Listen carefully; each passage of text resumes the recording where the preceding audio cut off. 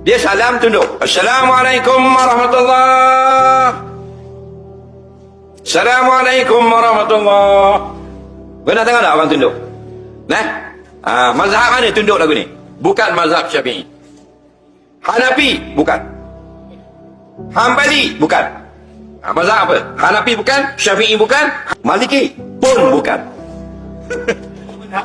Ada. Ini bukan mazhab Syafi'i, Hanafi, Maliki atau Hambali. Mazhab Abul Arifin. Abu maknanya ayah. Arifin, ayah pin. Faham lagi? Maksudnya ini adalah amalan orang awam tanpa sandaran. Batal sembahyang tak batal. Haram tidak haram. Tapi bid'ah yang sia-sia. Dulu memang kena tunduk. Bila? Antara tahun 41 sampai 45. Masa Jepun datang ke tanah Melayu. Tolak. Masa tu orang tua-tua cerita kalau tak angguk lagu tu, dia tampar muka kita. Faham? Tapi Jepun dah balik tahun 45. Jadi tak ada angguk dah. Yang betulnya ialah biasa saja. Assalamualaikum warahmatullahi.